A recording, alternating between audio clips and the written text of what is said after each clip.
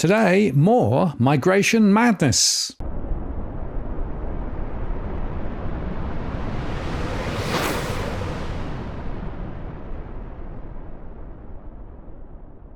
Hello again, it's Martin North from Digital Finance Analysts. It's World Notice Post covering finance and property news.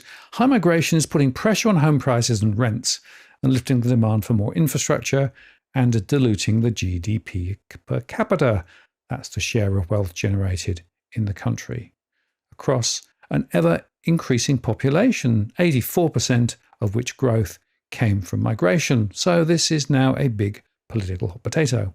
Many are calling for a cut in migration to fall to a level consistent with the current capacity to build new homes, though of course the corporate and university sectors want ever more people in the country to keep wages low and to boost the number of households to sell things to, while the tax take rises, which is why the Federal Treasury also wants more people. Now, there's been lip service to attempting to streamline and better target Australia's immigration system, though mainly it's been focused on a reduction in student numbers. But now, Home Affairs Minister Clare O'Neil says that regional communities should benefit more from overseas arrivals, including through changes to cumbersome occupation lists and settlement rules. Now, it's worth recalling that Treasury figures back in December's mid-year budget update showed net overseas migration was due to peak in 2022-23 before declining over the course of 23-24 and 24-25 financial years. Sensitive to community concerns about the pace of new arrivals, Labor then scrambled to announce tough new English language requirements for students and graduate visas, with a new genuine student test also set to come in force for the first time.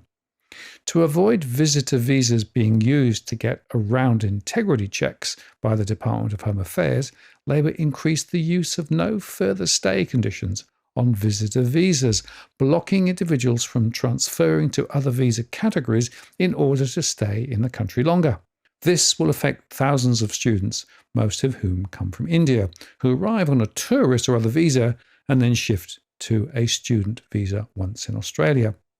And the government also put dodgy colleges on notice. The worst offenders who use their shop fronts by way of channeling so-called students into the workforce have been threatened with being shut down if they've not fixed their ways within 6 months. Now, it's worth remembering, though, that the government has had such powers since 2001 and has never used them.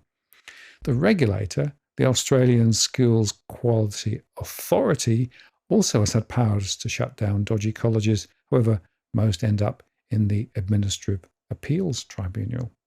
Labor has also brought forward ramped-up integrity checks and tougher visa conditions for foreign students in an attempt to better control the pace of arrivals in Australia ahead of record overseas migration numbers. Yet the latest suggests a peak of over 600,000. The new numbers are likely to further fuel anxiety about increasing immigration. And the argument, by the way, that this is just a catch-up following COVID restrictions is plain laughable. Yet now Labor has flagged abolishing occupation lists for immigrants looking to settle in regional areas and could use major reforms to extend fast-track routes for high-income earners to come without a job offer. Ms. O'Neil released a discussion paper supporting strong and sustainable regions about policy settings for public consultation. Last Friday, she acknowledged the findings of a review by the former Public Service Chief Martin Parkinson that regional migration settings have had little success to date. Ms. O'Neil wants to stop exploitation of workers, including working holidaymakers and seasonal workers, and to better manage state migration planning. Making towns and cities in the country and the bush more appealing to permanent moves is part of the plan. The government is already moving to a multi-year model for permanent migration, with the size and composition of the incoming cohort set every 4 years in consultation with state governments. The number will be determined after consideration of infrastructure and housing pressures, as well as skills shortages. Regional employer-sponsored visa rules could be changed, along with so-called designated area migration agreements. The details are negotiated between the federal government and states to speed up access to a broader range of overseas skilled workers, with possible concessions to visa requirements. Between 2018 and 23, population growth in regional cities was at 7.24%, marginally outstripping growth in the capital cities at 7.09%. And growth in remote and very remote regions was minimal, though, leaving many struggling to maintain a population. In short, small communities around the country badly need skilled workers. The discussion paper suggests possible changes to which areas are included in the regional rules. Currently, 2 tiers are in place for areas outside the major capitals of Sydney, Melbourne and Brisbane. Rules for specific island workers and working holiday makers use different definitions, making the system inconsistent and harder to administer. Ms. O'Neil said the migration review has shown the system is not working effectively for regional communities, including employers, workers and country economics. The regions are a critical part of our economy and migration system. We are committed to building a system which delivers for regional Australia, she said. Under the former Liberal government, our visa system treated the regions as an afterthought. Our approach couldn't be more different. In 2024 to 25, about 44,000 employer-sponsored skilled work visas will be awarded, along with about 17,000 skilled independent visas used to plug gaps in the workforce. States and territories will nominate another 33,000 places to meet their local needs, with the same number coming through regional nominations and local employer-sponsored places. This discussion paper seeks views from regional communities on how we can get the migration system working for regional Australia, building on the strong set of actions we've taken since coming into government, Ms. O'Neil said. Opposition leader Peter Dutton has promised to cut Australia's permanent migration program from 185,000 to 140,000 for 2 years, or by 25%. Under the coalition plan, the permanent intake would then increase to 150,000 in year 3 and 160,000 in year 4. But immigration commentator Abdul Rizvi used a speech to the National Press Club last week to call for 30 years of bipartisan support for immigration to continue. He invoked former US President Donald Trump's rhetoric as a warning for politicians in Australia. The danger with an election fought on immigration levels, as many Australian politicians on both sides have recognised, is that it could degenerate into a Trump-style name-calling and civil unrest, including at polling centres, Dr. Rizvi said.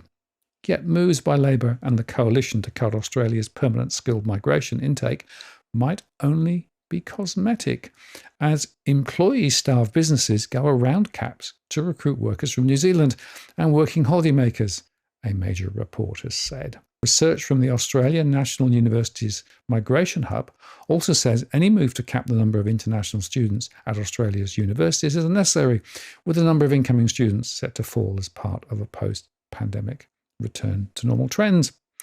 The report by demographer Peter McDonald says visa hopping needs to be stopped in its tracks, noting efforts by Home Affairs Minister Clare O'Neil to end the practice. It suggests foreign students seeking to extend their stay in Australia to be eligible only for a graduate visa or another student visa enabling postgraduate study. Those on a graduate visa could be assisted through government processes to find employment commensurate with their skill level, with the involvement of all levels of government, including local. The graduate visa could then be extended for up to a further 2 years if the student was employed in a position commensurate with their skill and if they were nominated by their employer. The student completing this path would then be eligible for permanent residence. But the report says that the race by the major parties to cut permanent and net overseas migration amid heated politics before the next election could fail, as employers will be able to recruit skilled workers from New Zealand and from temporary visa streams. Kiwis have an automatic right of residence in Australia, and at least 40,000 New Zealand citizens currently are living in Australia. In-demand occupations, including nurses and teachers, can be recruited to work in Australia by state and territory governments. And the report says cutting top-line overseas migration should spark a bidding war between states for talent, likely disadvantaging health and education systems already struggling in losing jurisdictions. Despite a heated political fight, the effect on overall numbers might only be, quote, cosmetic. The Albanese government wants net migration to fall to 250,000 next financial year, halving a record post-pandemic set of arrivals. Professor MacDonald says that this is the first time in 80 years there has not been bipartisan support for migration and that it has become an election issue. Net overseas migration, which measures flows in and out of Australia by people intending to stay for 12 months or more, would fall to 160,000 under Mr Dutton's plan, but warning that common sense and careful analysis of immigration statistics will go out of the door ahead of the election due around May next year. At the latest, the report calls for permanent migration programs to stay at their current average levels and for the Australian Bureau of Statistics to divide estimated resident population numbers between temporary and permanent residents. And ratings agency S&P last week warned that capping international student numbers could threaten the viability of a major export and put the credit ratings of universities at risk. It said Labour's plan would crimp universities' financial performance and autonomy. Lower fee revenue could mean less internal funding for research, halting Australian universities' recent ascent up the global rankings. This is the exact message that we've been sending to both the government and opposition. The consequence of policy to cap international students will be dire for both universities and the broader Australian economy. This has now been confirmed by an objective analysis by one of the world's top rating agencies. So here we have, in sharp contrast, all of the various parties playing the migration card. But the bottom line for me is this: unless we dial back migration properly and get it under control, in line with the ability to build new homes, then things are going to continue to deteriorate. And I have rather significant doubts about whether, in fact, universities would be so negatively impacted by lower student numbers. Maybe they could increase the quality of their education for a change. About time too. More broadly, I do think there is a place for migration to the regions. But the problem, of course, is that we're not building homes in the regions either. So it doesn't necessarily solve that problem. In other words, this is the tip of the migration mess iceberg. And so far, little clear thinking is shown anywhere. The trouble is, what we're doing is treating little symptoms around the edge rather than the root cause issue. We should be cutting migration back to more normal levels straight away. I'm Martin North from Digital Finance Analytics. Many thanks for watching, and I'll see you again next time.